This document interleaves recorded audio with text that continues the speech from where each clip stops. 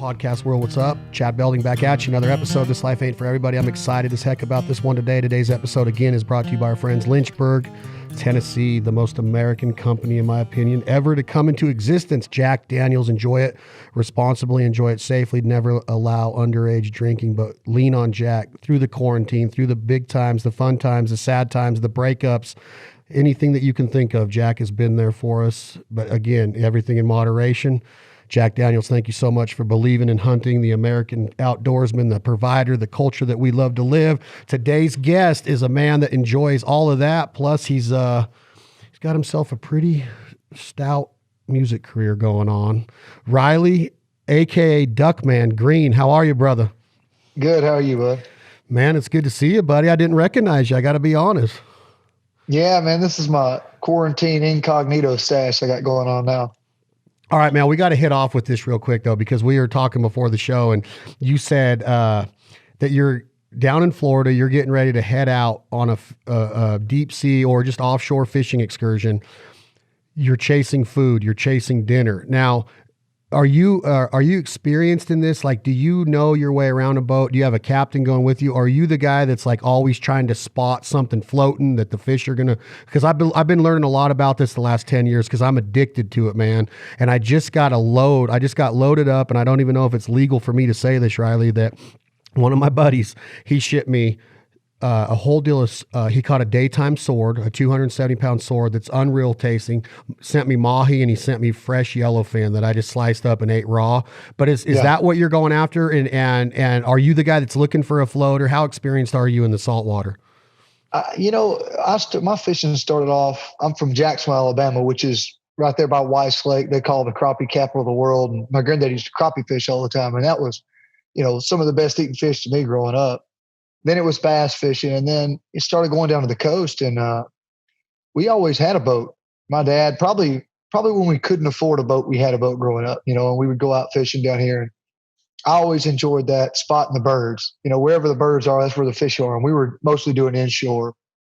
But this kind of trip is, for one, to get out of the house is a great thing for me right now with everybody kind of being locked down. But to come down here at the beach, I brought a few buddies. My dad, my uncle are coming down, and we're going to go out on a big 65-foot boat that a buddy of mine owns. And like I said, do some sight fishing, see if we can spot some birds or something on top, any type of structure. But, man, like I said, I just enjoy going back and having a fish fry back home and getting everybody together. And that's mahi and yellowfin. That's the best eating fish to me. Oh man, isn't it? I'm so envious of that lifestyle to where you all live. Cause like Florida, they call it the sportsman's paradise, and you always think fishing, even though Florida's got some stout Osceola turkey hunting and pig hunting and some deer hunting, gator hunting.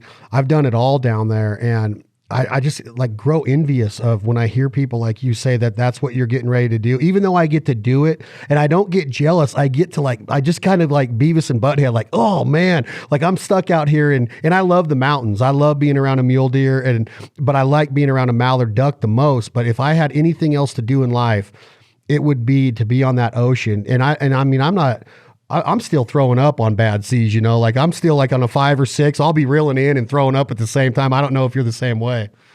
Yeah. I mean, I don't have an immunity to it. I go out there and get a little bit queasy myself, but actually being out on a boat is something I enjoy. I mean, I lived in a town called Slapout, Alabama, in a camper for 8 months a couple of years ago and managed a garage door business and just stayed on the water all day. I've always had that desire to be out on a boat and coming down here. And of course, the weather's great. And the thing about fishing in the ocean is you don't never know what you're going to catch. It's a relaxing thing for me, but more than anything, being able to get pops and them down here and go out and just do a little bit of that. I've always said that I think I could have made a living as a deckhand. I always thought that lifestyle would have been a lot of fun. Yeah, and when I'm around them, the deckhands and the captains, and seeing the talents of navigating the waters, the boats, the speeds they're at, the way that people can spot sailfish from a tower. I've had my best day ever was 19 sails, which had nothing to do with me. It was the crew I was with. Wow. I'd love to introduce you to them if you're ever interested down in Fort Lauderdale, Boca Raton area. But they've won the world's I believe 4 times, maybe 3, but I think 4. And when you're with them, it's like being around like an operating room, man. It's almost like being what you do in life and watching the stage take shape and like watching all the roadies and the crew just do this thing to where you're like, man, that's magic, right? You can't do what you do without them. And when you're with these fishermen, you're just like, you got to be kidding me. We just caught 19 sails that you were literally hunting pretty much because you were spotting them and then going and getting the kites out. I don't know if you've ever done that, but dude, it is a freaking blast, man. Yeah. It's well, I think people don't realize, I mean, like duck hunt, some of those, you go to an outfitter and you pull up and get a cup of coffee and you go sit down in the blind and hunt and you come back and there's breakfast ready. But to not see what all goes into that, how many hours are spent, planting and building blinds and cleaning up, brushing blinds and putting decoys out and mojos. And, it's the same thing with deep sea fishing. Those guys spend hours washing the salt water off a boat when they get back, Yeah. and those deckhands, I mean, it's pretty amazing to watch and how much skill there actually is in that and finding those fish. Cause it's just like any other kind of hunting, a little bit of a temperature change in the water and those fish are however many miles in another direction, It's crazy to see how good they are at it. And it's like the whole, like what you're saying, Riley, the whole experience of getting ingrained in a lifestyle of waking up in the morning, having a little coffee, getting on a paddleboard and going to find these kids in the intercoastal now are selling bait fish off of paddle boards. And you can either pull your boat up or you could paddle out there and meet them and pay them for their bait fish, or you can go bait fish yourself, which is a blast in itself when you're throwing nets. And then the whole part about being able, like there's restaurants intercoastal down by Boca Raton or Lighthouse, Fort Lauderdale. And I know you've been down there.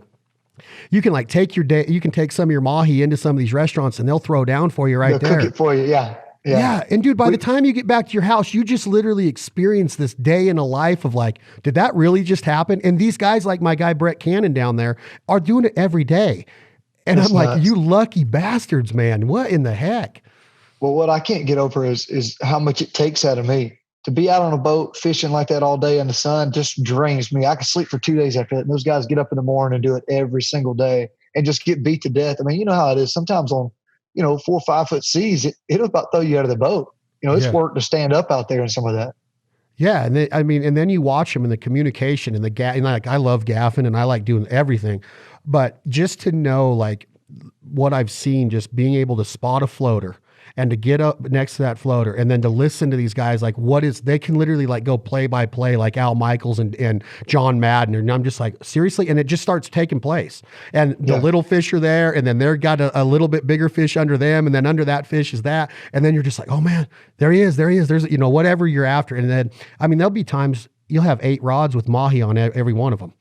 And I know you've experienced that where it's hectic. It's a circus, man. So I think what's that? I'm sure you've been with some of those captains that are the old school football coaches that'll get on your butt, if you miss a fish and I mean, I've sort of enjoyed that. It's one of those things where it makes you want to learn as opposed to just going out there and taking the rock from somebody and reeling a fish in. Yeah, you're exactly right. It's almost like the strategy is so important to me of like, I respect that. Like if they get on me of like, hey, you're in the wrong spot, or if they tell me something and then I'm like caught in the moment and I'm like dazing off, those guys can't afford that. I mean, the money. I try to put it in my mind. Yeah. And then you got to be on your P's and Q's out there. You do all the time. And I think that duck hunting and the other things that you like, talk to me a little bit. I want to get back into the fish fry. I don't know if you've been watching T-Bone or Waddell or anything they've been saying, but they're catching these brim, what they call them down where y'all are from. We call them bluegills out here. Yeah. But they catch and release brim back into Lake Crisco is what they're on this. That's what the Waddell and the Bone Collector guys have been doing. They've been throwing them into Lake Crisco and teaching us how to, really do a southern fish fry and the seasonings to use. And I had Waddell on here the other day, and I want to get back into your style of that when you're back in Alabama. But did you get on you were on a good few days of turkey hunting with Tyler? Did you get with Tyler Jordan on some turkeys this year? I did. We went down to his place in Columbus, Real Tree Farms down there, and man, it's eat up with birds. That was I think the first day we had 7 grown gobblers come in. I think his gun barrel was crooked. He missed on the first day there. I mean, it was a little hectic, have a lot of eyes on you, but I killed one the first day. He missed one. The next day we had one of those hunts that you couldn't have drawn up any better. Chased the birds, got in the right spot. They worked up, strutting, blown up, probably 80, 100 yards from us. Saw the decoys, ran to them, jumped on them. shot, got both of them. So we doubled up the last day. But man, it's a different kind of hunting from where I'm at, Northeast Alabama. We still have those, what they call the foothills of the Appalachian Mountains. We have what I call mountains that really aren't compared to where y'all are, but it's a lot of up and down and not as much field hunting. But I enjoy going somewhere different, just seeing a different terrain and just kind of seeing how birds, react to different things in a different environment. Many turkey hunters, and I'm not very experienced, but I've gotten to go to a lot of different states, Alabama and Mississippi being two of them. And a lot of very, very experienced turkey hunters, and I don't know if you've heard the same, but they say that those two states, Alabama 1, Mississippi 2, are the toughest turkeys to consistently be successful on in the country. Because you go to Kansas and you might have a chance like every 8 seconds. It seems like every time you hit a call, you cut one, they're there. Yeah. But like Mississippi, I was pulling my hair out. Like, they're tough. Well, have you heard that too? I've said it. I'm definitely one of those guys say that. And I may be a little partial, but I say it's a number of things, but it's definitely, for one, you've got more agriculture. All those states that you've got, Kansas, Iowa, you're going to have more birds, just like deer and anything else. So your hunting's going to be a little easier in some of those places anyway. But the pressure is where I'm from, at least. You go to Kansas and you might drive 10 miles and not leave somebody's property, on a straight road. Whereas I'm hunting, I got a 40-acre block I'm hunting that's got 5 toms on it. There's somebody calling those birds from every corner of that 40 acres, so you get a little more pressure where I'm at. And, it just not having the big chunks of land, big blocks of land is a tough thing, and if you can ever get that, you'll have a lot more success. Yeah. And I think that's what I would accredit it to was the pressure, because it's almost a religion down there. Like duck hunting is in Arkansas, and I don't ever take anything away of religion, but turkey hunting is a second religion in the South. It truly is. Like there's more turkey hunters in the country than there are duck hunters. I think that 90% of the turkey hunters are in those states of like maybe Western Arkansas east, and then upwards a little bit into like Tennessee. And there's a lot of turkey hunters in the country, but I'm telling you, you come out here, California's got some, but you go to places like Wyoming, Montana, and Washington and Oregon, there's a handful of turkey hunters compared to where y'all live.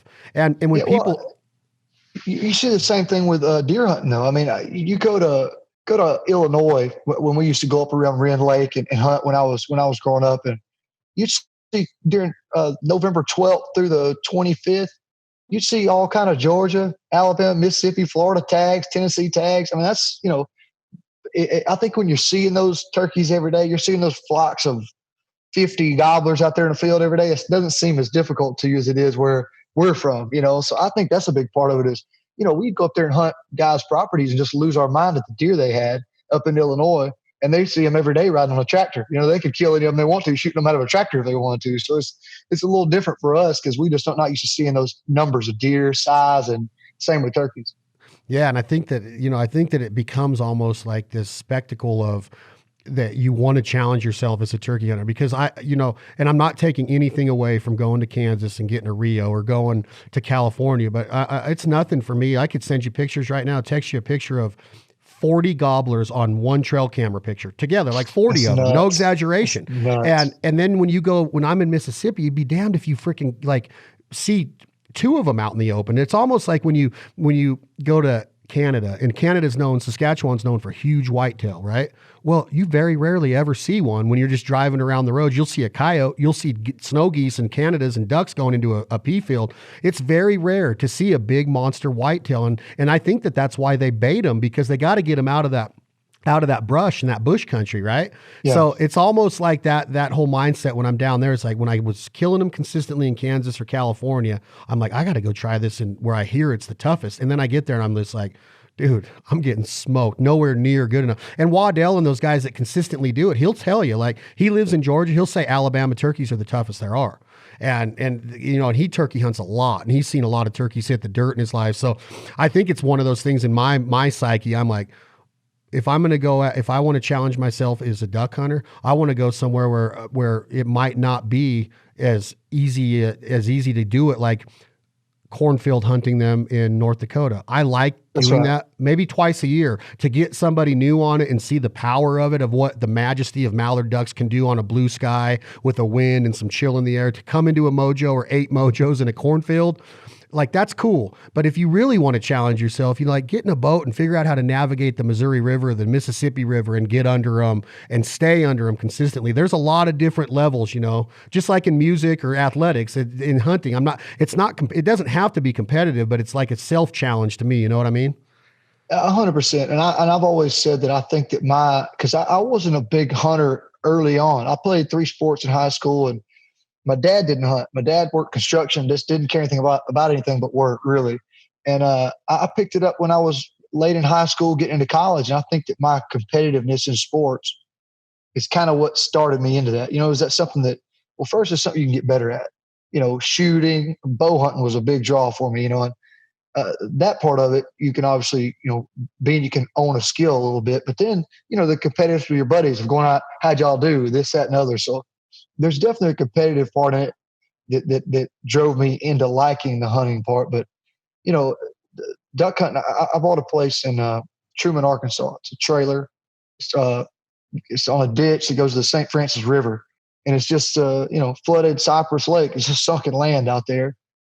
And I've got, with playing music, I've been able to get a lot of opportunities to go in a lot of nice places. A lot of those hunts where like I said, you get a cup of coffee and you don't ever get away from a buddy heater, and you're shooting ducks and they pile in on you and you have a nice breakfast and stay in a nice lodge. But I'm about 2 of those a year. Then I want to go try to find the ducks, and I want to go try to chase them down. And I'm the same way with deer hunting.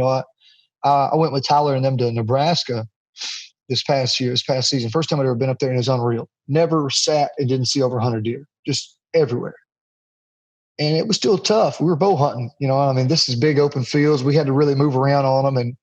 But that compared to going to Illinois and hunting a block of timber between this many fields and trying to figure out what those deer are doing and patting them, it's 2 different types of hunting, So I went up there and had success. I killed 2 good deer in Nebraska. And then I wanted to go try to test myself a little bit. It made me want to go down there and it made me want to go hunt back home, and that's tough hunting in Alabama. We don't have those giants they got up there, So I definitely get that part of it, the kind of pushing yourself. So as you push yourself, your athleticism and your competitiveness, do you find, as you started getting into hunting and where you're at now into hunting, do you find yourself partial to one or the other? Like when you talk to somebody like me, I would say I'll take a mallard duck hunt over a 390 bull elk any day.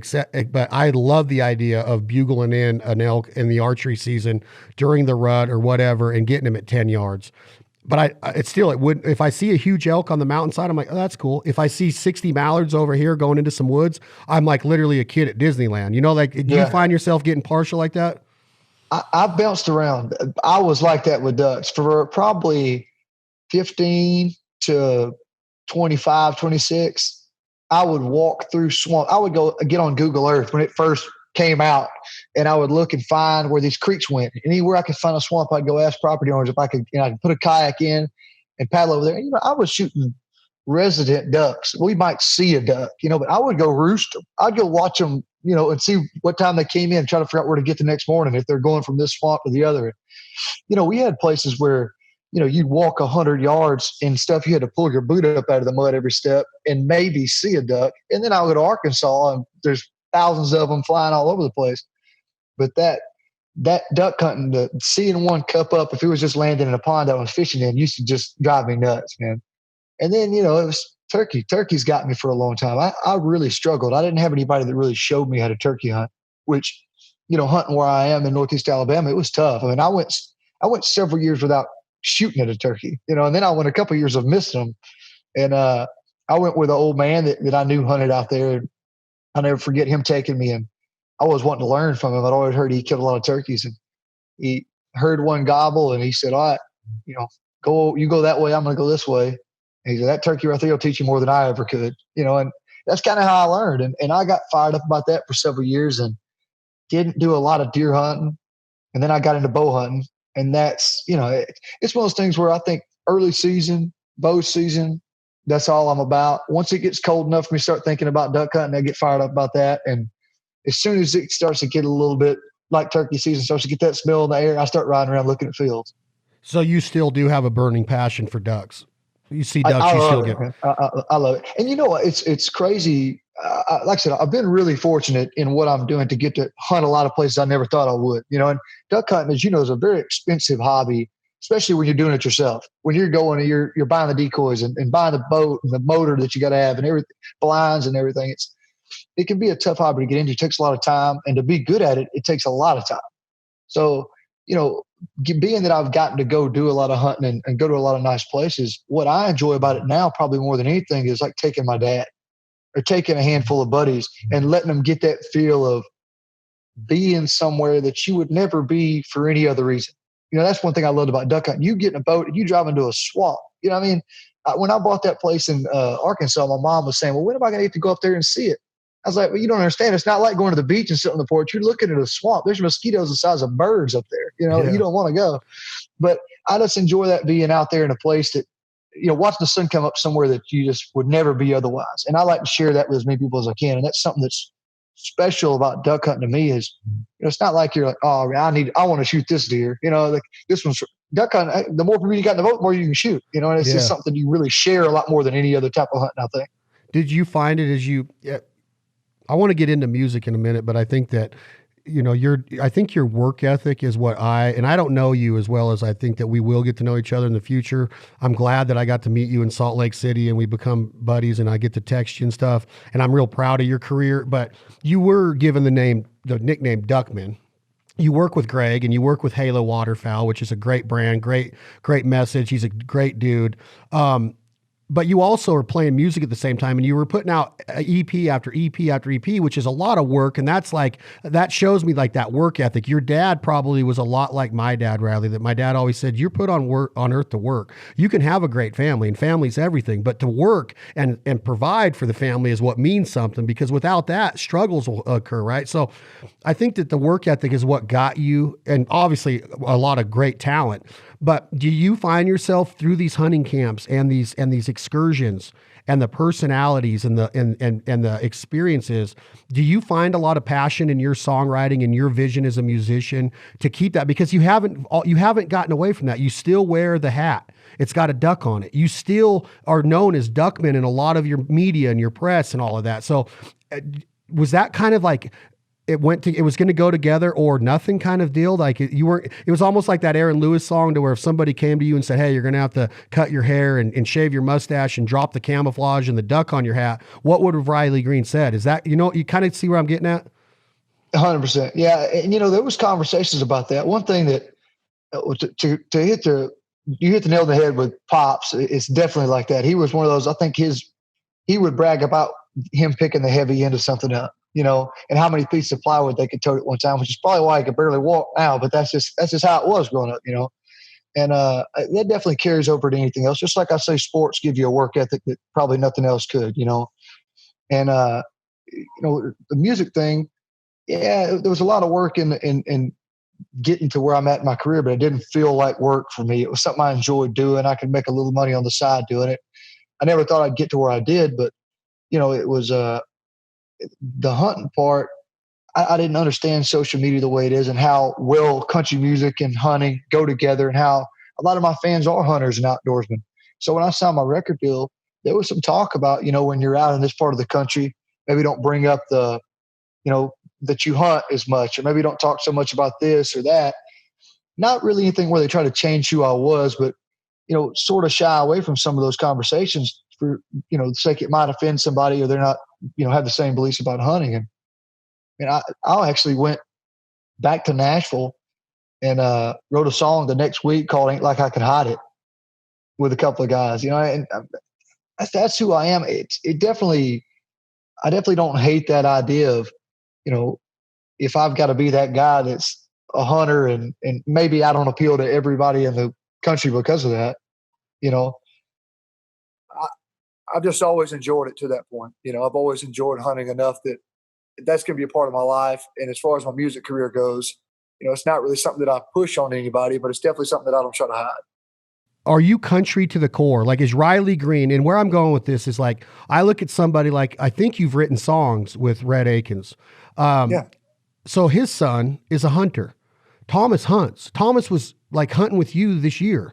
I know Thomas hunts. I've had conversations with him before he blew up about bandit and like, duck hunting and all that stuff. I could tell you where we were when I had the conversations with him, but he has taken that route of he's not going to show a bunch of that because he's gone a little bit more on the pop side of things, and he's got to really be careful about that 18-year-old girl that was raised by the family that doesn't believe in killing animals. And are you of the mindset of like, hey, I'm country, I'm never going to have that crossover, or is there a potential for that crossover someday, and you might have to worry about that sometime in your career?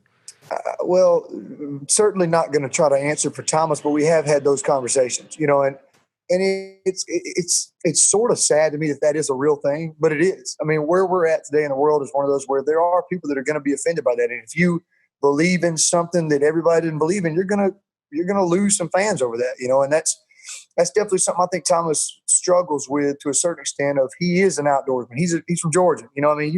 Red as well as I do that he's one of the biggest hunters I know. Loves it.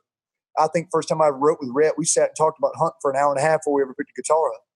And I took Thomas out hunting this year, and we even talked about he's like, I post a picture of me with a deer or ducks or a hunt or anything, and there's no negativity in anything that now if Thomas did that, there would be probably a lot of flack. He'd probably catch a lot of flack about that, So, and it is because of his music.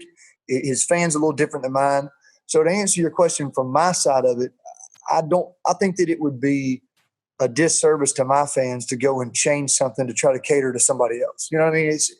It's one of those things where I think I like certain artists because I believe what they say, and because I believe who they are is who they really are, who I think they are.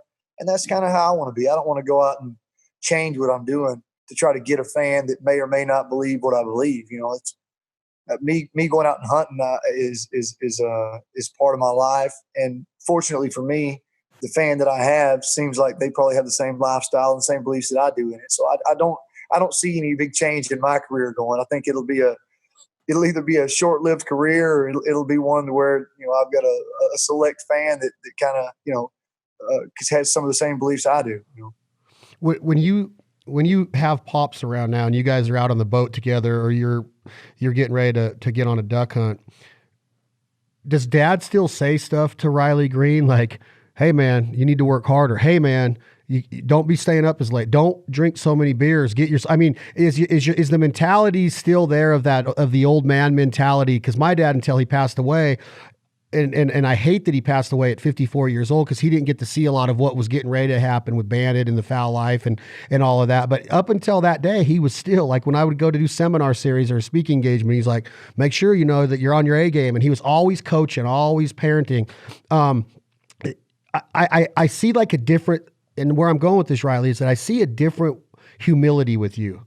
Like, there's an opportunity for you to get real arrogant and real cocky with success. Good looking guy, tall guy, in shape guy, fans coming out of the woodwork, #1 hits, probably one of the biggest songs right now, with the grandpa song that means so much to so many people.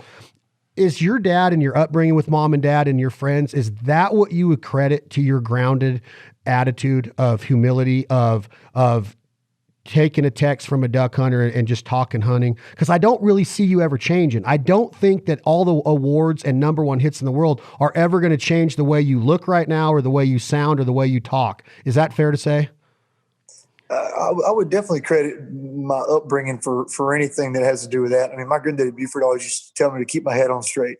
That was his, every time I saw him, and it was, he used to take me and my cousin Jake and give us handshake competitions whenever I'd see him, whoever had the best handshake. Like little things like that you don't think about as a kid. You just wanted to win, but what was actually going on was he was teaching us how to, go up and greet somebody and shake everybody's hand, not be looking at the next person in line when you go in a room and see who the most important person to talk to is. So, I mean, I was taught a lot of things as a kid because of my upbringing, because of the family that I had that was right there close with me. I think the only way that success, I mean, obviously, being in the music industry and having the career that I do, my lifestyle is a lot different than it was when I was framing houses for a living 3 years ago. But I think the only way that can really change you in a negative way is if it was something that was just handed to you. I mean, a lot of my success was very gradual. I went from playing a Mexican restaurant in Jacksonville called Loco Mex every week for about 2 years to selling 1,000 tickets in Birmingham. And that was enough for me. That was a successful enough career for me. And, from there to have a number one song and a couple gold records and songs on the radio and, and on major tours and traveling around, it's a lot has changed. But like you said, to go back, I still have my house at the top of the hill next to a water tank behind my grandma Lola Jean's house. And I see her working in the same garden every time I go up there. My mom and pop doing the same thing. Me and dad built a lean-to on my barn yesterday before we left to go to the beach. So there's a lot of things about my life that have changed dramatically. And then there's a lot that really haven't, so I think that keeping my, not figurative roots, but actual roots in Alabama and having that place to go back to has always helped me, not only in how I, carry myself, but really in my songwriting. I can picture myself, and I think this has happened a lot. I can picture myself going to Nashville 6 years ago with nothing really, maybe thinking that I had some good songs. People back home told me I did. Moving into an apartment with a couple of guys, going out playing riders rounds and playing for free, living off crackers and water for 2 years and come back with my tail tucked between my legs. Because there's a lot of people that can sing better than me, play better than me, and have better songs than me. So, it wasn't really that. I think that, me not going up there and trying to cater towards what was working. I think a lot of people go to Nashville and do just that when they sit down and go, man, this guy's being successful. He's got a song like this. I need to write a song with this guy, or I need to write a song that sounds like that, or I need to dress this way. I didn't never do that. I didn't go to Nashville. I'd never been to Nashville until I signed my record deal. They got me a condo downtown by Loser's Bar. And that's when I moved up there. So that was 2 years ago, and I still don't stay up there much. I'd rather drive home and be at the house. So I think all that kind of together is what's made it easier on me to, not forget where I came from, so to speak, because it's not really like I've gone anywhere. I'm still hanging out in the same place. Give me one person besides grandma, mom or dad, grandma in her garden, that you would accredit for this look on life. Is it a coach? Do you remember a certain coach that you would still go back to your alma mater and be like, man, I love you for what you instilled in me? And it can't be grandpa, it can't be grandma, it can't be anybody. Is there somebody in Riley Green's life that you would be like, man, I want to go tell that man thank you for what he taught me? Oh, definitely. My granddaddy Buford was probably the reason I got into country music. He was a big country music fan. I wrote a song about him that I played at his funeral, and there was a line in the song that said, he never could himself, but he taught me how to play. And I don't really remember what I was thinking when I wrote it, but that's kind of how it was. He didn't play. He had an old Epiphone guitar in his house, and he just liked it so much. I started picking it up and messing with it, and we'd sit around and listen to Merle Haggard. I think one of the first songs I ever played with him was Roy Acuff. You got a 12-year-old kid singing Roy Acuff. That's not a normal thing. And he had such a big part in my music career before it ever really became anything. So for me to be able to have the success I've got now, I would love for him to be around and be able to shake his hand and say thank you, because that's really been a big part of it, And probably maybe your biggest song was written about this man. I mean, maybe not radio wise, but like that song is that the song that means the most to you right now in your career so far? I think that song will be a hard one for me to beat in my career, and it's just a testament to kind of stay in who you are and writing about what you know and not change anything, because, here I am. I just had some success. I had a number one. I had like 12 songs recorded going on an album. And I wrote I Wish Grandpa's Never Died after my granddad Lyndon passed away last February of last year. And, I sat down and just kind of, in a way of dealing with that, I wrote this song. Didn't think anything would really come from it. I thought fans might like it. Didn't think it'd be on my record. Didn't think it'd be a single. Played it at a show in Georgia. Somebody videoed it, put it on YouTube. We got 1 million and something views. And then next thing you know, it's my single. And, it didn't do as well at radio as This Girl did, but people sang that song to me at shows before we even recorded it. And they scream it at shows now, and I've never had so many stories. People come and tell me this song, this line means this, I wish I could write a song like that every year, because whether it goes number one on the radio, it means more to people than anything I put out. Yeah, that's what I saw. And the first time I heard it, I was hooked on it right away. And I think that a song like that is a testament to your upbringing, as far as I think a lot of country music, and you touched on it a little bit with the writer rounds and the way that a lot of songs are written, I think, in a lot of publishing houses. I talk on it a lot about I don't know if the singers, a lot of the times that were singing a lot of the songs that were hitting the last 10 years, even were like, that live that part of that song. And I don't know if that makes sense to you, but I just have this feeling that a lot of songs that were big hits were being sung by an artist that might not necessarily have wrote the song at one time or lived that song at one time. And I think when you hear a song like Grandpa's, I Wish Grandpa's Never Died, is like, you had to have lived through that. You had to be there to get the words that you were putting on paper. And I think that that's when people hear a song like that. Or another guy that's from the same kind of part of the country that you are, Brent Cobb, who's one of my favorite songwriters.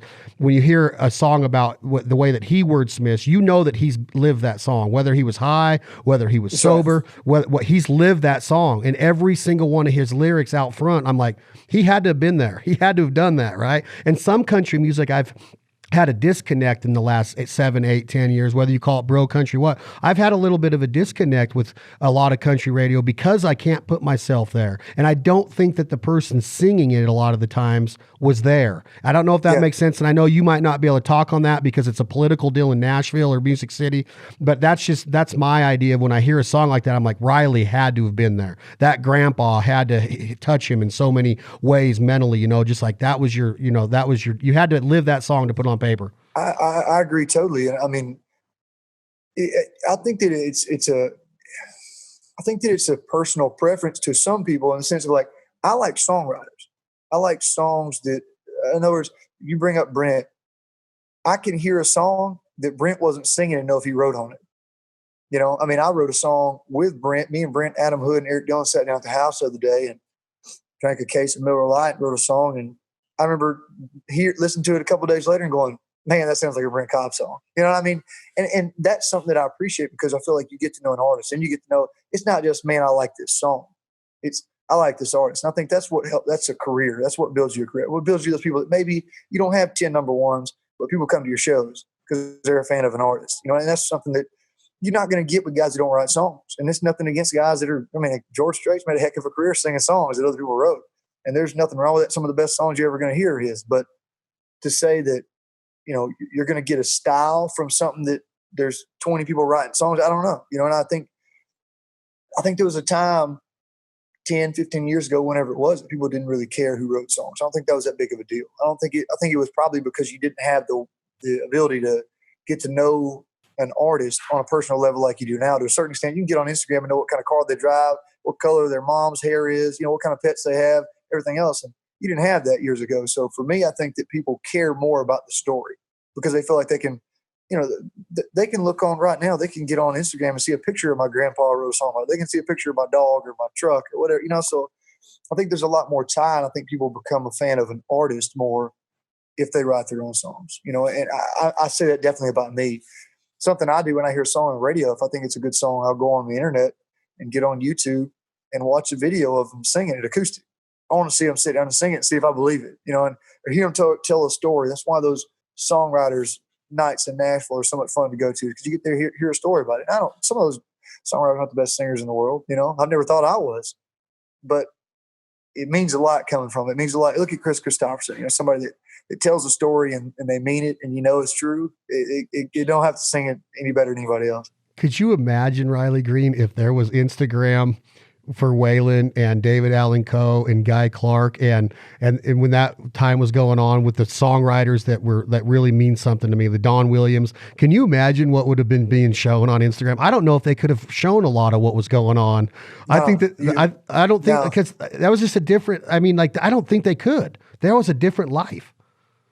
No, I barely make it, and I'm not near as rowdy as I used to be. You know what I mean? Like I still slip up every once in a while. It's no, there's no way, man.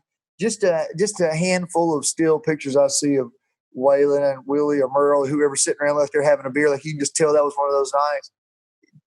That's enough for me. It would have been like a Derek Jeter party, huh? No phones allowed kind of deal. Willie be like, check him at the door kind of deal.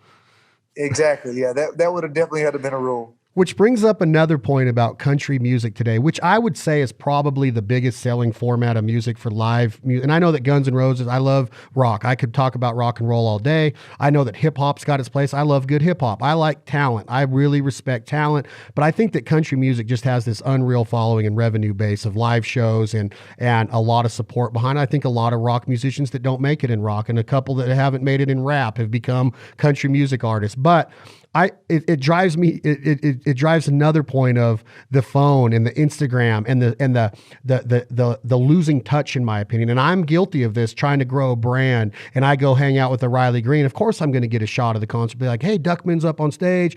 Da da da da da. But man, it is amazing to see how many people watch a Riley Green concert or a good show through a 4-inch screen instead of really being there. And I'm like, I promise you that you're only going to watch that video maybe one other time, and you might show somebody that you were there, but you're really losing the connection. Because back when a Willie concert would take place or a Waylon show, and I remember going to Travis Tritt shows and Doug Supernaw shows or Sammy Kershaw, who's a freaking god to me in country music, there was no such thing as a flip phone even back then, right? So the chance of you having that up there were slim and none. You might get a picture at a Polaroid at the meet and greet or something. And it was more of a connection. Like, the concerts are badass today, but when I go, I really want to discipline myself to have that connection. And I think even though the crowd is engaged and they can see your mom's color hair and your grandpa and your dog and all that, that when they're there and they actually have a chance to really connect with a Riley Green, put the phone down for at least 99% of the show and let him tell you a story in all of these 3.5-minute songs. And don't worry about showing anybody. Let them go to the next concert if they really want to. But social media is also taking the connection out of that, in my opinion. I think it's a double-edged sword. I mean, for me to say that I'd be where I was at in my career without it, I think I'd be lying. I mean, there's look at I Wish Grandpa's Never Died. Somebody videoed that on their phone at my show. Just written the song. First time I ever played it. Gets 1 million views in a week. I go to my label and say, "Hey, we might need to cut this, record it, gold record." I mean, maybe it would have happened either way. But I mean, people found out about it. People were singing my songs in places I'd never been because they found them online. And this was before I had a song on the radio pushing me. So it's helped me a tremendous amount in my career. But to your point, I think more so than recording that they were there, I think we got to tell everybody I was here. I've got to get a picture with so-and-so so they believe that I met so-and-so. And my Instagram is going to have this on it and get more likes because I was at this show. There's a lot about it. I wish that, at times you could kind of, just put the phone down and enjoy the moment. But I think I'm probably as guilty as anybody of it. Yeah, and I think that is, and I think that it's just a weird disconnect, because if you look at it from, it might be an 18-year-old girl that records that song and puts it on there, and she might, start this whole onslaught of the snowball effect of a song like Grandpa's. And it's a double-edged sword, because when you're watching it and you're filming it, you're not really getting the gist of what's there. So it's kind of like you want to have some evidence, I guess. It's like, well, did you really shoot a 180? Well, let me see the picture. I got to see the video, make sure that you shot it. Do you have a TV show that you can prove that? You remember when hunting was, when I grew up hunting, man, it was just about, those were the days where you'd probably pin rope the deer down on your hood of your truck and drive out of there and be all fired up about it. There was no social media. There was just a picture album at mom's house. And now it's almost like you have to have that pile pick or 18 greenheads with a band on their leg hanging from a tree in Arkansas to prove that you were there and experienced it. When there are still a lot of guys, though, that are so authentic that don't do that. They live it every day. They'll kill more ducks than me. They're so much better on a duck call and so much better at a duck hunt than I'll ever dream of being. And I just sit there as a sponge and soak it up. And then I go, wait a minute. I'm the guy that is going out there and I'm taking a video of this Benelli. Instead of enjoying the hunt, I'm consistently trying to build content so Benelli's happy and Federal's happy and Tyler Jordan's happy and Realtree's happy. And you know what I mean? It's like a double-edged sword. You cannot live it and then say, well, don't do it, I know some of those guys you're talking about too, that have seen those skies just covered up with them and gone out there and killed I don't know how many limits and just, don't care. They don't tell us all about it. They go do it for the enjoyment of it. And, luckily for me and you, we were around when that was how it was, before the cell phones. I mean, I can remember the first deer I ever shot. I didn't have a cell phone to take a picture of it. We didn't take a picture of it. I've got it mounted. But, there's probably people now that care more about getting the picture of the deer than getting them out of it. You know what I mean? And that's, like I said, there's a lot of positives to having it, but the having to document everything, I get it. I'm as guilty as anybody because, there is a business aspect to it, but I think that's why I enjoy taking my dad hunting so much. I carried him to Texas last year, deer hunting, killed his first deer. Took him to Mississippi last year. He killed a nice deer over there. And it was me and him and his brother. Obviously, neither one of them are social media guys. His brother shot at the deer, long ways off. I was sitting in the stand with him, barely nicked it. I didn't even draw blood hardly. And my dad ended up killing that same deer on the last day. And I was sitting in the stand where I could see it all go down. Walked over at the same time as he picked the deer up, fired up. Man, like I said, he's not a big hunter, but still gets that same feeling, you know what I mean? Which that was fun for me to watch. It's like it could have been my son doing it, And that was all it took. I was getting ready for the photo shoot that we were gonna have to go do. Like it was me or one of our buddies. Like, okay, man, we got to go get the right spot, blah blah. And he was like, "Well, why?" He's like, "Look at this thing, We're good." And so I can still take myself back to that spot, getting around people like that really, don't know any better, I guess. So like I said, I'm fortunate that I grew up in a time when that was the case, at least for part of my life. I think those days are probably over now, and it's, you gotta get you got to use the positive of social media to your advantage now. And I get that totally, Yeah. And I think, with what we do with the cameras and, as opposed to going on a buddy hunt to where I might be able to have a Copenhagen here and I might be able to say a cuss word here if I need it. And then the cameras are always with me. And then it's almost like the fear of missing out. Like, well, I ain't going to bring the cameras today. And then something happens and you're like, dang it. If I would have documented that, I could have went to this sponsor with it. We could have just built more creativity and got a longer deal. And so it's almost like, when do you turn it off? Is there a fine balance that can you do it? I know you still love grabbing a guitar and sitting around a campfire. That's what being a musician's all about. That's what country music was built on, is singing around a campfire. And you don't need a camera crew to document that, the times and the experiences that are happening right there. And I wish a lot of times if I went to Canada, I didn't have to have 3 cameras going off. And then my mentality is like, wait, the hunt's over. There's a cafe right down the street that's got the best food in the country as far as food goes in Canada, which that's a whole other conversation. But it's another hour and a half of work, Riley, of setups and B-roll and dog retrieves and drone flying. And I literally, people like, I want to be on the Foul Life. And then they come and they're on the Foul Life. And then they call me and go, I never want to be on the Foul Life again. Cause it's like, it like takes all of that out of like putting all the stuff back. It takes a lot of joy out of it. Yeah, it does, because the work is, but you got to do it. You have to do it, because if you don't, then I don't get we don't get enough stuff for Banded to put in a catalog or on a website, or we don't get enough shots of a Benelli for them to use on their platforms. And that's how we make our living. That's what we get paid to do, is create content and TV of a hunt.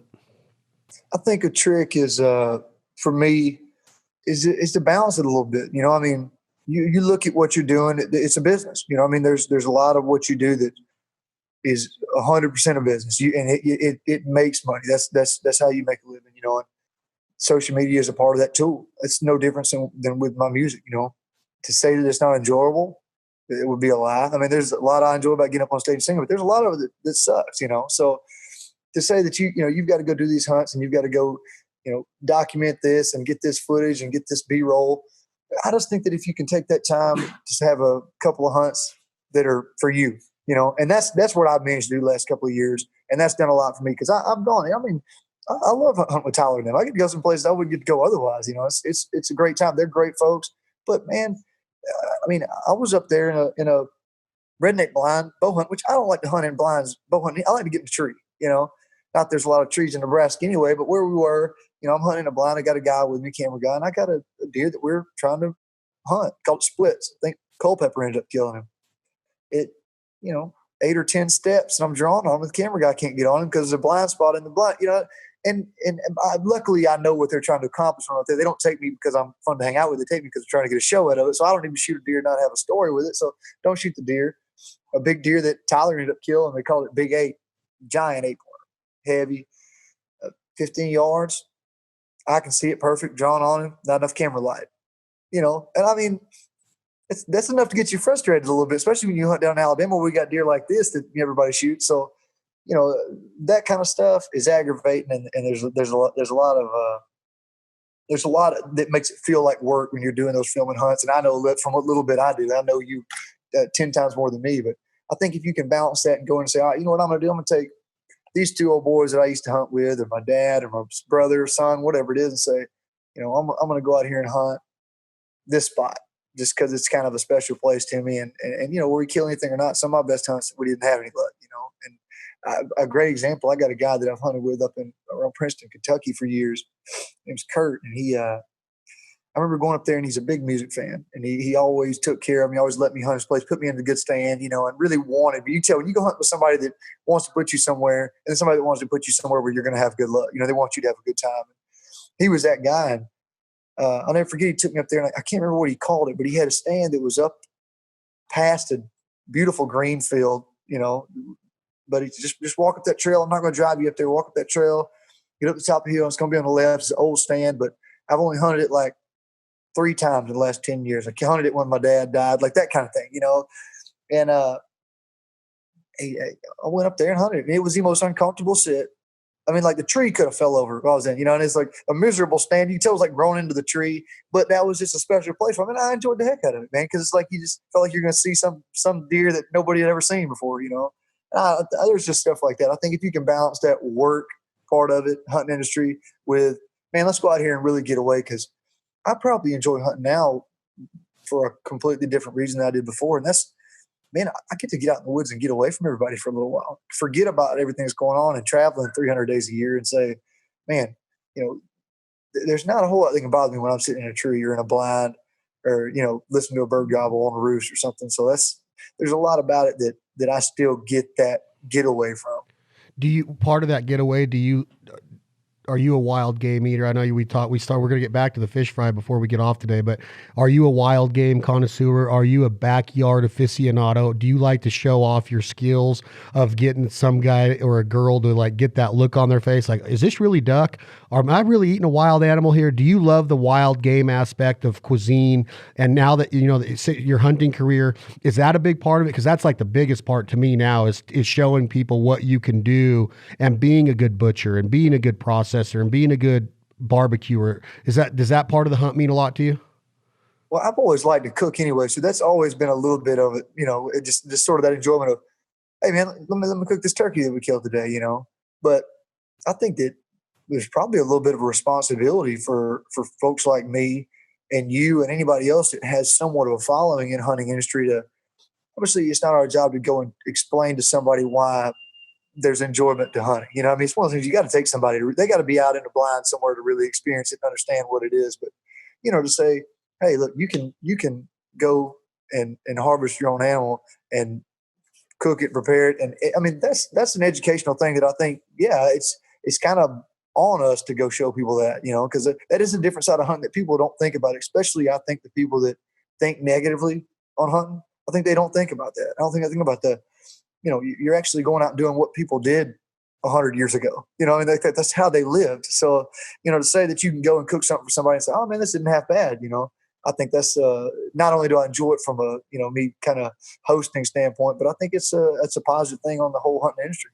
That's awesome to hear. And I might be hitting you up because I'm getting ready to release a cookbook called The Provider. It's going to be 5 editions, but the first one's going to come out in the next probably 3 or 4 months, and I'm going to have celebrity guest recipes in it, probably like 8 or 10 of them. I might hit you up. I don't know how you can if you can do that. I have a couple other artists in there, but it would be, if you have a huge passion for cooking, it'd be cool to see Riley Green throw down in the backyard or on the Traeger or in the kitchen or whatever. If you're interested in that, I'd love to talk to you about that. That'd be cool as heck to have you in there.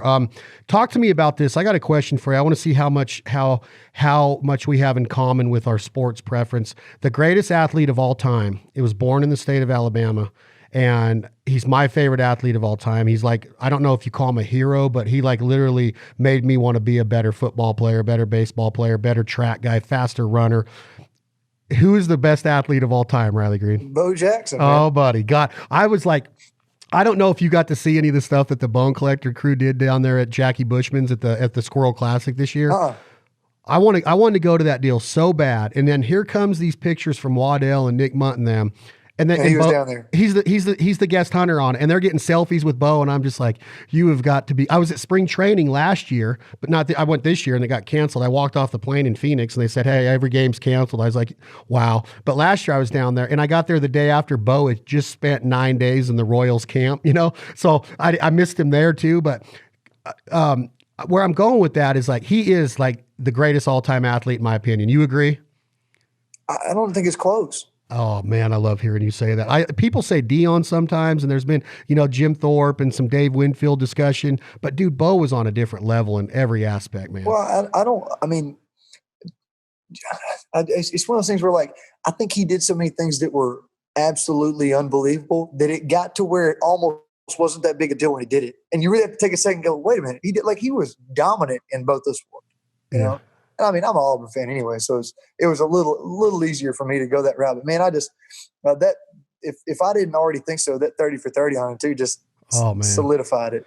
God, I was just looking at my baseball card collection the other night, and I was looking at the '88 Fleer stuff when he had the shoulder pads on, and I have it in the studio in another part of the studio of the signed picture by him. But when you think about your athletic career, did you go to the next level in any of the sports? That you look like you could have played college football or been a tight end did you go play college football or baseball or anything? I played football at Jacksonville State University, which is in my hometown. I played basketball and baseball and football in high school. I was tiny. I would probably weighed 175 pounds, and I was 6'4", but I was all right baseball player. Maybe could have went and did something junior college baseball wise, but I went to Jacksonville State. Thought of playing quarterback in my hometown. We actually played our high school football games in Jacksonville State Stadium for several years because we didn't have a high school stadium. So it was a chance to be kind of a little hometown hero type thing for me. And man, I wouldn't trade the time I spent there for anything because I made friends I've got today. But you think you work playing football in high school or baseball. It's just playing a sport in college is a job you don't get paid for, and they own you, I mean, it probably doesn't touch anything you'd have to do in the military, but I'd say it's the closest that I've ever gotten in my life is that structure and accountability that I did not have when I was 18, graduated from high school, that I had a little bit of, by the time I was 22 or whenever I quit playing. And, without me playing football at Jacksonville State, making the relationships I had and getting a little bit of confidence to go play in bars, that's how I started playing music. My career playing football probably went down as my music career went up. I'd get all my buddies that I knew from football and sororities and fraternities and everything else come out when I played, and I played every week. And they didn't boo me or throw anything at me, so I got some type of confidence enough to go and write songs. And so I definitely think that had a lot to do with my music success. And, I like I said, I don't. I've still got a little bit of a lazy streak. My dad would probably tell you he's wide open, doesn't want to do anything but work, and I don't mind sitting on my ass every once in a while. So I didn't get that gene, but I definitely think that whatever work ethic I do have probably came from that time I spent at Jacksonville State. So take me through, was there any comparison of the letter of intent signed to go to the next level in your football career for college football? Take me through the big machine. How does that happen? Is there build up to it? Is your dad, because you get this national letter of intent signing day in college athletics, and I did it to play baseball at UNLV, and the coach is there, and you got the letter of intent right there, and you got your jersey there and the hat, and you put the hat on. You see it all the time. How does it work in the record business? The build up's there. Do you have an agent that is soliciting you? Are you getting called by like college recruiters you would if you were a college or a high school athlete? Are you getting like this record label's hitting you up and Sony's hitting you up, and then Prosciutto flies in on his jet and sits down with you and your mom and dad, and he's like, "Hey man, I'd really like you to be on our team over here at Big Machine, and we had Toby Keith at one time, but we have all these artists on our portfolio." Is that how it is? Is it kind of comparable to getting recruited to go play college? I was recruited 10 times more for my record label than I was to play college football. My college football recruitment was like, "Hey man, why don't you come up here 2 days? We got a spot for you. You can work out as a tight end for a couple of weeks until we have a quarterback quit." But I did the music thing very backwards because I had no idea what I was doing. I was playing, in Georgia, Alabama, Mississippi, Tennessee, Southeast. I was doing pretty well. I think around 2016, I started selling a couple thousand tickets in Birmingham, Atlanta, Athens, college towns. I was doing really well. And I think the first show, a record label started calling I had a booking agent that was kind of working as a manager for me. He was taking calls. I was trying to get a publishing deal. I thought that I was a good enough songwriter that I should get paid to songwrite. I thought that would be a dream for me to write songs. I didn't think I ever would be good enough to have a song on the radio. I didn't think I was a good enough singer to be famous. I just thought that my career would be writing songs, making money doing it. I enjoyed that. Never felt like work to me. So I started meeting with publishing companies and got a few publishing deals offered to write. And, obviously, if you don't have a record deal, a publishing deal is, I don't $25,000 to, for 50% of your song, because there's no guarantee it's going to get cut by anybody. Now, if you have a record deal and you write songs, your publishing deal is going to be a whole lot better than that, because you can cut the songs, so your publishing is worth more. So, I didn't realize that at the time, but I was getting close to signing a publishing deal, and all of a sudden record label calls, Big Machine. Well, then publishing deals started to come in all over the place. So I got a lot of publishing deals offered. Took a step back, got a lawyer, and started, finding out how to look at this kind of stuff. I've never read a contract. I don't know what any of that stuff says, man. I might be in the worst deal ever. Who knows? They look at it for me. But Big Machine called. I went and met them. I met with Big Loud. I met with Warner Brothers. I met with Universal. They all ended up offering me a record deal. Big Machine offered me the first time they saw me play in Chicago, and I remember I never played in Chicago, never been there. And I thought, man, this is stupid. They're going to come to the show. Nobody's going to be there. And it was at Joe's Bar. There was 600 people there. They sang every word to every song I had. Songs about Alabama and Georgia and Jacksonville. I had no idea. So I was blown away with that. Big Machine offered me a record deal that night. I didn't sign it then. A couple other labels came to some more shows. The next week in Birmingham, we sold out 2 nights. In Iron City, it was 1,300 people. I'm like, I was still just as blown away by the fact that people were coming to my show and knew who I was. Because of the 4 different labels offered me, I got a little bit of the back and forth and got to kind of sweeten the deal a little bit.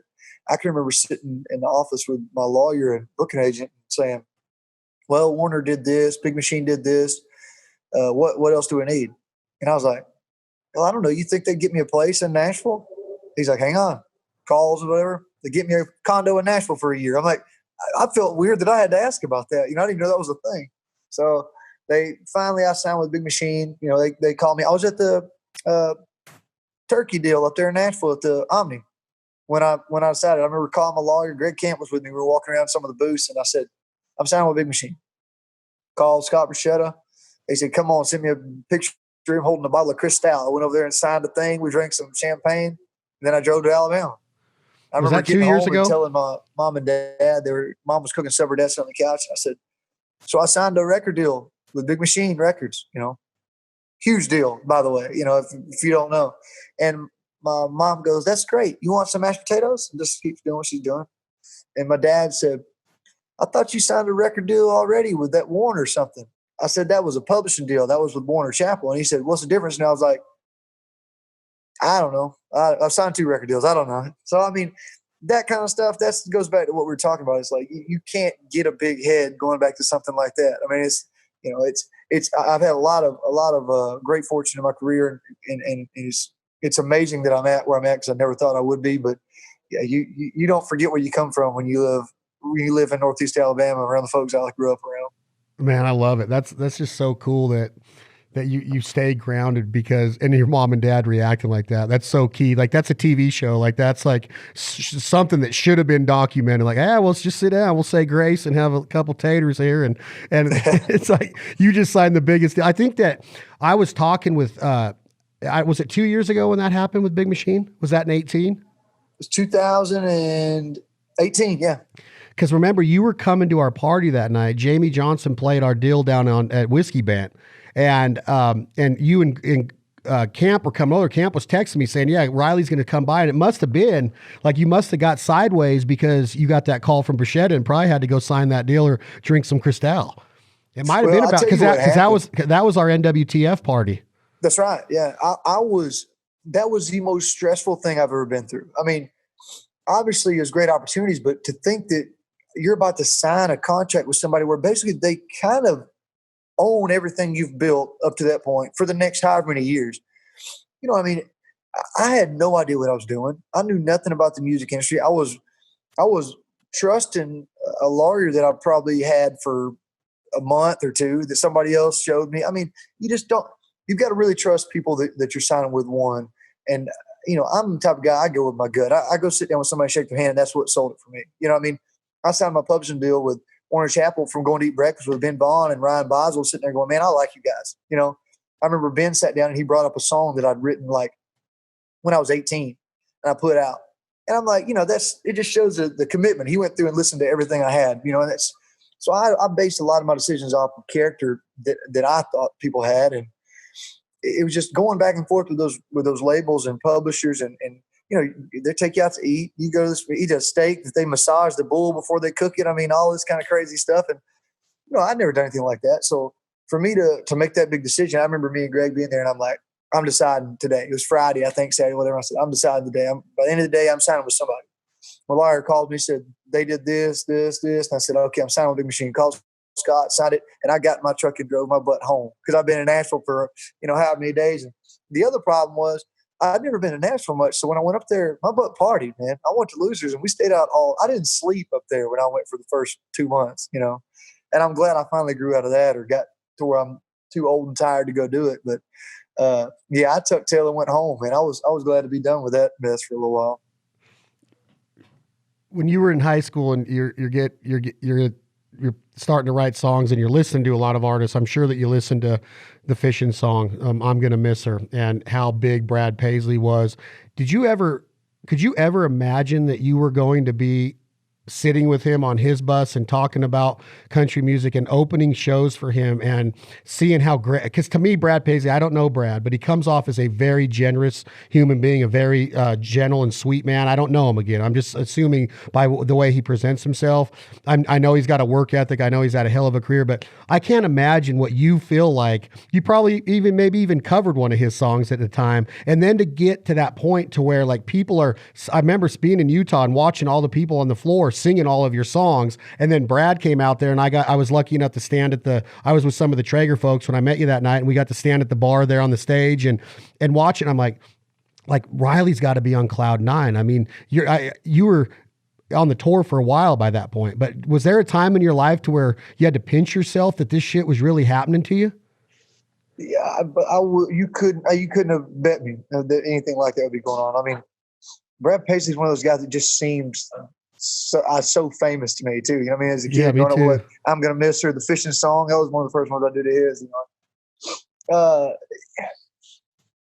There's been so many things that I've accomplished over the last 2 years that I never thought would happen. I don't think I really had time to even dream about a lot of it. So it's one of those things where a lot of it doesn't even sink in. And the Brad thing was like, they tell me Brad Paisley offered you to go on tour, and you hear that and you kind of take it with a grain of salt, like, yeah, it probably won't happen, and they're like, you're going on tour with Brad Paisley. I was somewhere in the back of my head, I'm sitting there going like, yeah, I don't know. They'll probably change his mind, So then when I get out there, and Brad's great. I mean, I'll tell you something that I think is 100% true. The guys like him that you see that have had these 20-something year careers or longer, it's not a coincidence. Those songs will work, and they're good people. I really and truly believe that. And Brad's, I mean, well, look at him get me on stage to sing I Wish Grandpa's Never Died during his set. I played a show, and that was the last song I played. I only played 6 songs. I played like 25 minutes. You spend 2 days getting somewhere and play 6 songs. But it was a great opportunity. And I got up there, and Grandpa's was my last song. Lightning struck somewhere. They get me off the stage. And he goes and puts me on the stage, lets me sing during his set. I was walking by the green room one day, and my band's sitting there listening on a cell phone to somebody singing I Wish Grandpa's Never Died. And I'm like, that sounds familiar. It's Brad Paisley singing. He did a cover of it, put it on his Instagram.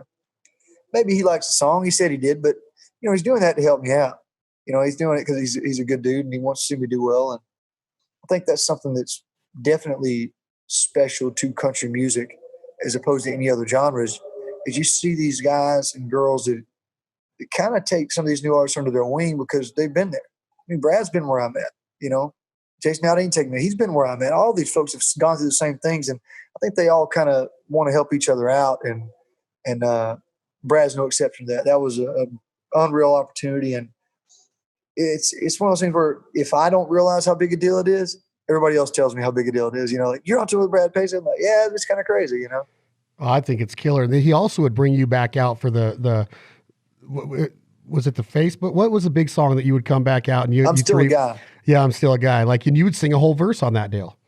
You would do a whole. I mean, that's a great song. And then like that kind of like incorporation, or how he would take you under his wing and do that kind of stuff, just shows you like he really does care about the next generation to carry the flag of country music, or music in general, right? So I just always got that impression, or wanted to ask, like, I in my instance, like I have pictures and I posted one. It's like the biggest picture that ever took off for us on Instagram. It was from, I don't know, 1998, 99. I'm hunting with Phil Robertson. I mean, I used to get to go hunt with the Duck Commander before the Duck Dynasty days, and way before Phil was like who Phil is now, and Willie.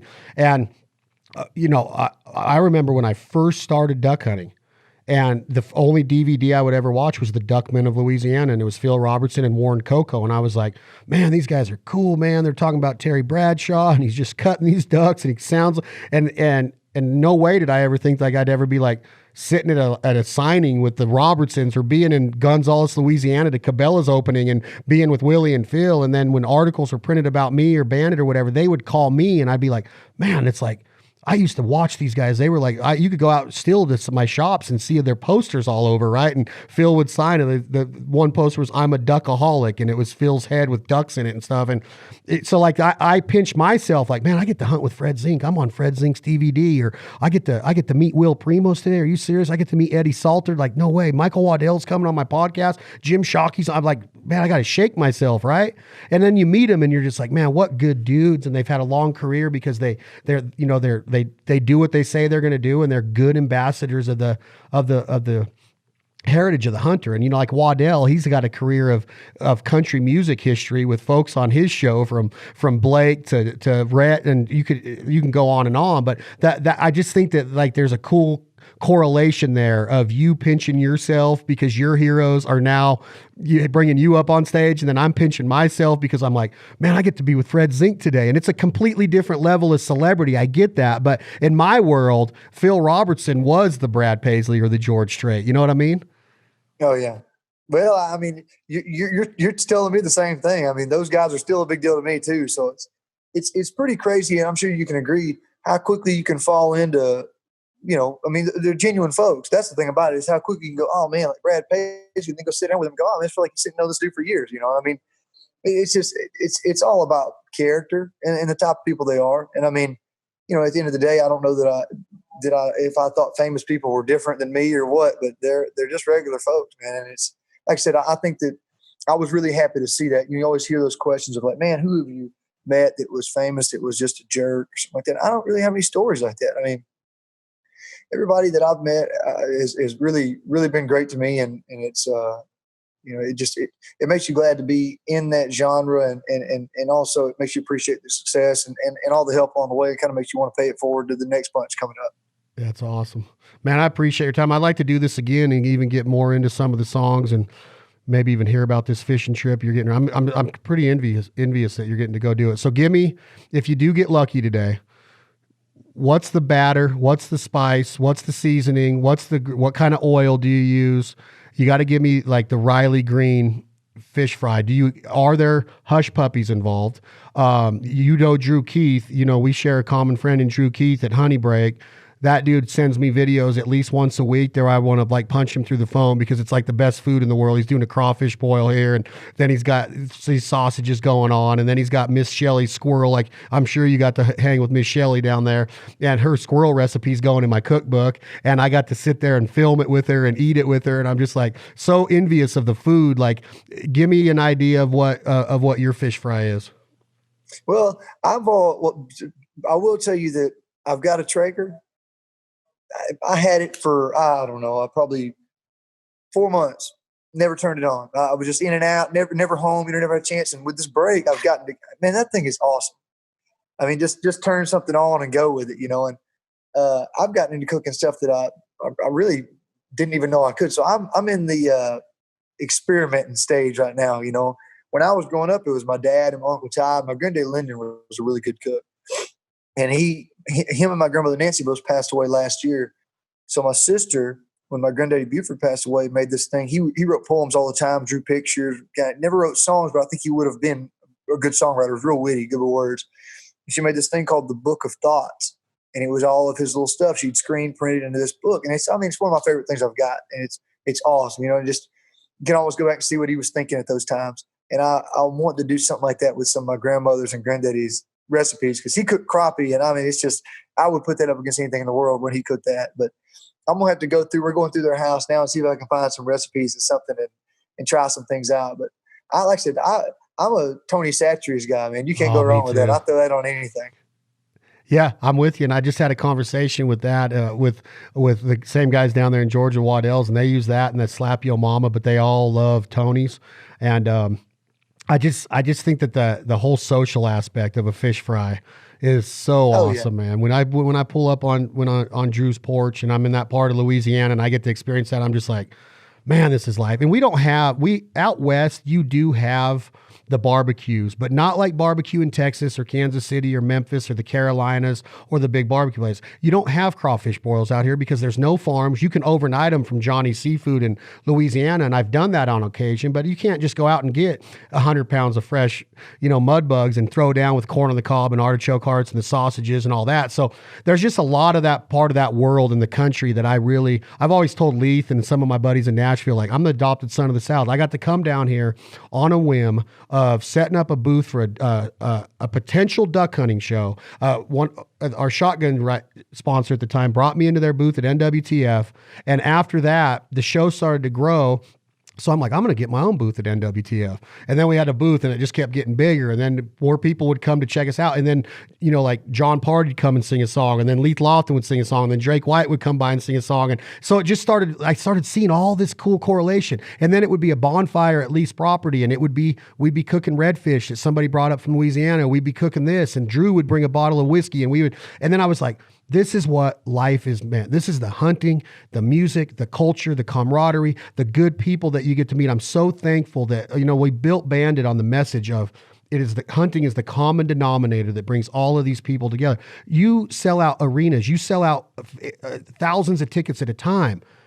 I have a chance to be in duck camp with Riley Green. I've been in duck camp with Zach Brown. I used to go to Zach Brown concerts, 15,000 people in there singing Chicken Fried, and now I get to call him a friend because of a mallard duck. And I will never, ever take that for granted, man. I will never. I lost both my grandpas before I was 10 years old. I didn't know what it was like to grow up with a grandpa and have that influence. Then I lost my dad when I was only 30. He was 54, which, this isn't a pity party. I'm just saying that I have found the smallest things about learning about my grandpa or going through their house and finding a picture about when my dad was a kid. And I still find like wearing one of my dad's old jackets and bringing that part of my life back is like, man, this is cool. I'm going to do this because Pops did it. And then all of a sudden it's cool to wear a Merle Haggard, George Dickel jacket that my dad got at a Merle Haggard concert in the 80s. And now I'm sporting it. And I just think that hunting and music and this life and what you're living is so special. And it's the coolest way to live. I wanted to be a Major League Baseball player, and now I get to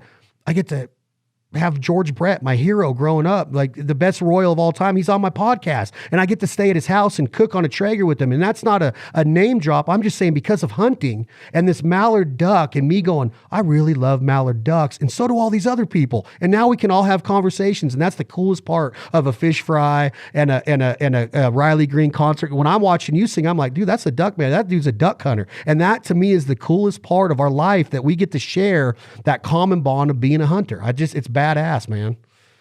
Yeah, country music and hunting especially, I think, are two things that are very rooted in tradition. And it's just like we talked about those guys that go out and hunt and don't document it. They don't care. They've done it. There's an old man named Sylvester that used to ride by that trailer I had in Arkansas every day. And he would get our ducks. We didn't take them all. He'd come by, so you gonna eat all them ducks? We'd give him a few of them. I remember him coming by and say, yeah, I grew up in that house right over there, and this is a pile of sticks, with my 12 brothers and sisters or whatever. He said, I was guiding duck hunts when I was 11 years old. You know what I mean? He's just, it's a way of life for him, and I think that's something that where, like you talk about your dad or grandparents maybe you didn't get to spend as much time with is, there's something about, man, they like to do this. If I went and found something in my granddaddy's room and he had a hobby that I didn't know of, I'd want to go try it. I started picking up golf after my granddad Lennon died because we used to golf together. I've got his boat right now. I went up the center below the dam, and me and him used to go catch the mess out of bass up there. And I went up there and I didn't catch a stinking fish. I fished what I thought were some of his spots, but he knows where every stack of rocks and pile of sticks is under the river up there. I went up there and tried it, but man, just being in his boat, going out and using some of his lures and going through his stack of rocks, and seeing where he used to keep his Chattanooga chew up there in the top. When I used to sneak one all the time when I was a kid, I went and bought some Chattanooga chew at the store and dipped some while I was up. There's just a lot of tradition in it that I think you don't get if you don't experience that type of stuff. If you don't, it don't necessarily got to be hunting, but that's what it is for me. It's going out and hunting and sharing that with Pop or taking my nieces and nephews and hopefully my kids one day. And that's something you can pass down, and country music's definitely got that in it. So I think that correlation to say, let's all go get together at the lodge, sit around a fire, drink a little bit, play a few songs, and cook out is, it doesn't get a whole lot better than that. That's something that I'll never turn down. I love it. You got a girlfriend? No. All right. Well, that's going to be the next podcast, because we're going to talk about how hard that's going to be, because there's a lot of stuff that's like readily available when you get to a certain level in different aspects of life. And I want to see what your mindset is on that. It's going to have to be a special person that does something that would make you want to go down that route of commitment, marriage, kids. Like that's a big part of celebrity and being who you are and where you're at right now. And I hope that I know it's going to continue to grow. I'm proud of it. I want to talk to you again though in the weeks to come about this time in our country and how do you stay relevant as Riley Green? How has social media and the music platforms been able to help you? Because you're not touring, you're losing a revenue base there. Are people going to forget about Riley Green when all of a sudden the president says, "Hey, y'all can go again"? Are we going to have confidence in our societies and communities to go to a Riley Green concert and be elbow to elbow like we were 6 months ago? How long is it going to take to get back to that confidence? And is there going to be a trickle down of, so I don't know, is there some fright in you? I know that you're living a great life, but has this changed the way that are we going to have to battle back to get to that day we can go back and be elbow to elbow singing Grandpas Who Never Die? And you know what I'm saying? I want to have that talk with you, because I assume that there are some talks going on of hey, when is this going to happen? Are all of my shows canceled for 2020? Or am I going to get to go on the road in spring of 2021? There's a lot of unknowns right now from what I'm learning in country music and athletics and everything that we're doing. Are we going to have a duck season? If you read yesterday, the Prime Minister of Canada outlawed 12 gauges and 10 gauges in Canada. And I'm like, what? I've been going to Canada since 2000 with a 12 gauge, and you're going to tell me I can't bring it in? That's what they're trying to do. There's a lot of uncertainty in hunting, country music, because of what just happened.